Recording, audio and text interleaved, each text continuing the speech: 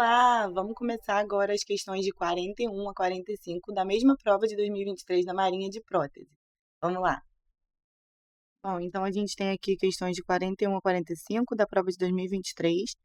Trouxe aqui a capa da prova, como sempre, tá? Prótese dentária aqui, nossa prova rosa. Vamos lá para a questão número 41.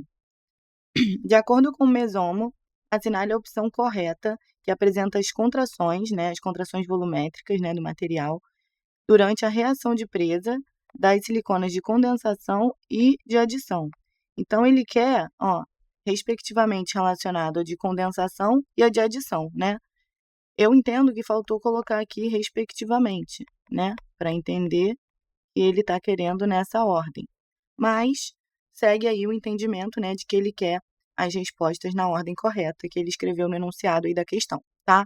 E aí, o que a gente observa? Essa tabela aqui, ela está no livro do professor Mesomo, né?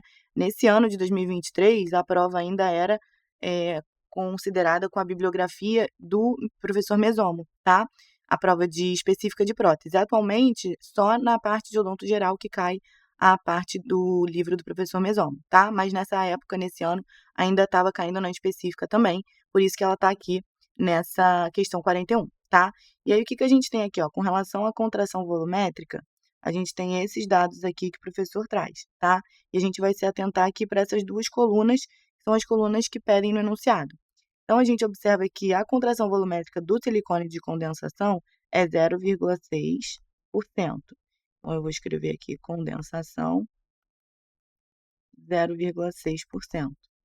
E o de adição, que é o que tem uma menor contração volumétrica, porque a gente sabe que ele tem uma deformação menor, né?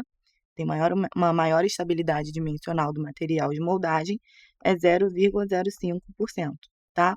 Então, a gente observa que, dentre as alternativas que a gente tem aqui, essa letra A aqui está trocada, né? Porque 0,05 é o de adição e 0,6 é o de condensação, tá?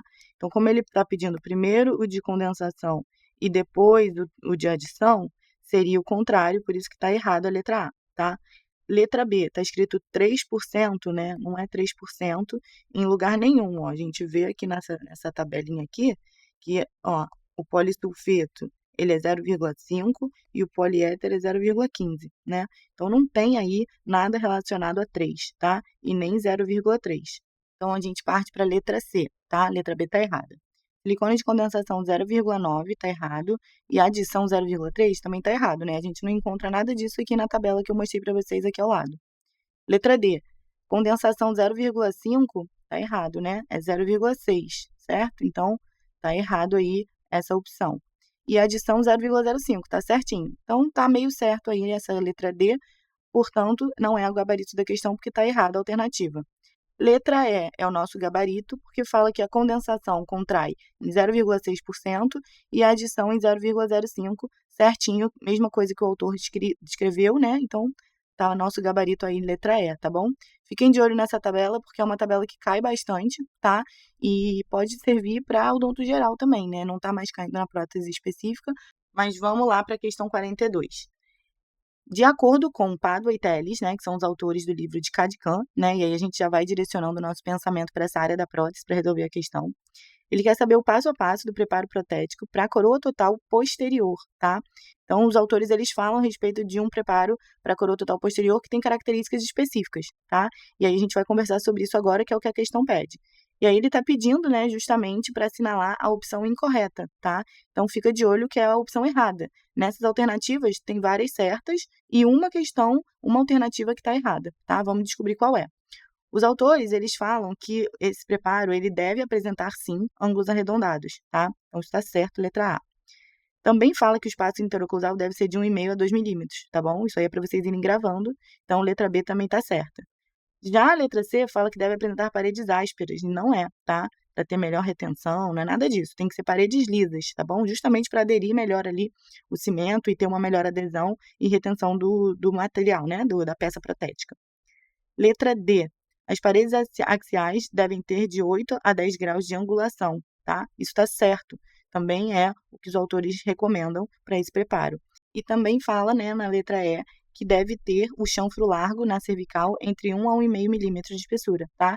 Então, o nosso gabarito é a letra C, porque é a única opção errada aqui, né, dentre essas alternativas, mas gravem tudo que está escrito, tá? Porque é muito importante, são as características aí que o autor menciona no livro e pode cair uma outra informação, podem perguntar questões relacionadas a, justamente, especificamente, né, ao fato da espessura que ele fala, que é de 1 a 1,5 milímetro, pode também falar a respeito dos graus, né, da angulação, perguntar com a numeração, que é de 8 a 10, tá? Ou também o espaço interoclusal, que é de 1,5 a 2 milímetros. Então, esses detalhes aí bem específicos, é bem típico da prova da Marinha, tá? E a gente precisa ficar atento, tá? Então, dessa questão, eles podem extrair uma outra questão, né, desse assunto, para poder acertar outras questões que virão, né, do mesmo assunto, ou até mesmo sobre exatamente essa questão de características aí de coroa total posterior, né, mas assim, uma questão reformulada, pedindo outras coisas, como eu mencionei, tá bom? Então, fiquem de olho e vamos para a próxima questão, número 43. Aqui nessa questão 43, a gente encontra uma questão também do livro do professor Padua e Telles, tá? Mas eles estão falando a respeito dos sistemas cerâmicos e a tecnologia CAD/CAM, ele pede para assinalar a opção correta, tá? E aí a gente sabe que existem vários tipos de cerâmica, né? E os nomes também comerciais, eles são apresentados no livro dos professores Padua e Telles. E é importante que a gente saiba tudo isso, tá? No curso que eu tenho, eu consigo trazer para vocês bem explicado, bem mastigadinho, qual é, né, cada cerâmica, o nome comercial relacionado, né, respectivo, para vocês não se confundirem. Eu tenho informações, assim, de tabelas, de facilitações, né, que eu, durante o meu estudo, que eu consegui fazer para eu mesma gravar. Então, eu vou estar passando isso para vocês. Mas aqui, como é uma resolução de questão rápida, eu vou trazer informações soltas aqui para vocês a respeito dos materiais cerâmicos e dos nomes comerciais, tá bom? Então, na letra A, está dizendo que a porcelana feldspática em forma de blocos, ela tem uma resistência superior à apresentação tradicional em forma de pó e líquido aglutinante, que seria o sistema injetável, tá? Isso está correto, nosso gabarito aí é a letra A. E o de silicato de lítio, eu vim até aqui aparecer para vocês decorarem essa informação. O de silicato de lítio, ele tem a resistência flexural dele maior quando é o sistema injetável, tá? Que é em torno aí de 500 megapascais, do que quando ele está no sistema de bloco, né, de CAD/CAM, tá bom? Que aí a gente tem uma resistência flexural em torno de 360 a 400 megapascais, tá bom? Então é importante que vocês saibam que é justamente o contrário da cerâmica feldspática, né? Não tem nada a ver com o enunciado, não está perguntando isso sobre o de silicato de lítio, mas eu sempre achei muito interessante porque é justamente o contrário, né? A feldspática, ela tem uma resistência flexural maior quando ela é em blocos, né? E do que quando ela é injetada, né? E o de silicato de lítio é justamente o oposto, ele tem uma resistência maior quando é injetado do que em bloco, tá bom? Então fica aí a dica, tá? Lembrem de mim e acertem a questão, tá bom? Agora vamos para a próxima alternativa. A letra B está errada, tá? Porque a resistência flexural do silicato de lítio que ele apresenta no sistema CAD/CAM é de 360 a 400 megapascais, tá bom? E não 540, que nem está escrito aqui. Letra C. A nossa letra C, ela também está errada, tá? Então, aqui está escrito, né, que o silicato de lítio reforçado por zircônia, disponível nas marcas Suprinit e Celtra-Duo, apresenta uma resistência mecânica que chega a 840, tá? E isso não é verdade, tá? O que aparece no livro, né, o número 840, ele já está escrito aí como a temperatura em graus Celsius do ciclo térmico da cristalização dessas cerâmicas, tá? Que dura cerca de 25 a 30 minutos, tá bom?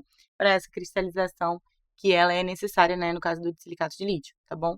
E aí o autor fala também que para o Celta-Duo, né, como ele não tem uma cristalização obrigatória, né, pode cristalizar ou não, quando ele é só polido, ele tem uma resistência de 210 megapascais e cristalizado aumenta para 370 megapascais, tá? E no caso do Suprinit, chega até a 420 aí a resistência mecânica do material, tá bom? Por conta disso, a letra C está errada, tá? E o nosso gabarito, então, é a letra A, certo? Porque é o que está afirmando aí na letra A está correto relacionado à cerâmica feldspática, como eu expliquei para vocês. E a letra D? A letra D, ela está errada pelo seguinte motivo. Apesar de estar começando dizendo o correto, né, que está escrito que a leucita é ligeiramente mais resistente que a feldspática, e isso é verdade, quando ela fala a respeito das apresentações comerciais desse material que é reforçado por leucita, ela fala do Impress Aesthetic, né, que é realmente uma leucita, e fala também de MaxCAD. MaxCAD é de silicato de lítio, tá? Então, por isso, a alternativa D está errada nesse mínimo detalhe aí. E agora a letra E, está escrito que a porcelana feldspática é o material mais utilizado no sistema CEREC. Isso não é verdade, tá? O que os autores falam é que ela é o material mais antigo, tá bom? Mas não é o mais utilizado, tá? E além disso, ela também, essa questão fala que a resistência, né, é cerca de 80 MPa E a gente sabe que tá errado, tá? Porque, na verdade, os autores falam que é 150 megapascais, tá bom? Então, por esse motivo, letra E também tá errada. E aí, o nosso gabarito, como eu falei, letra A. Sobre a questão 44, segundo Pado e Teles, tá? O mesmo livro, a resistência flexural de 3 pontos é a propriedade mecânica que simula simultaneamente o comportamento do material às cargas de, tá? Então, gente, gabarito letra E, isso aqui é decorar, tá? Não tem muito o que falar a respeito, mas a gente consegue entender que quanto maior a resistência flexural, menor pode ser o conector da prótese parcial fixa, né? Então, por esse motivo, essas características, né, de comportamento aí do material, de tração, compressão e cisalhamento, seria a resposta mais adequada, né, correta para essa pergunta, tá? Essa questãozinha aqui, que é a nossa última questão de hoje do livro do professor Baratieri, fala justamente o seguinte: ele pede, né, a respeito da espessura, né, do preparo adequada aí das facetas indiretas, tá? E aí ele pede a opção correta, tá bom? O autor ele fala sobre substratos escurecidos, tá? E substratos não escurecidos, né, normais. Os escurecidos, ele fala justamente que precisa ter uma espessura de pelo menos 1 milímetro, tá? E não de 1,5 milímetro, como tá, por exemplo, aqui na alternativa, né, letra C, tá bom?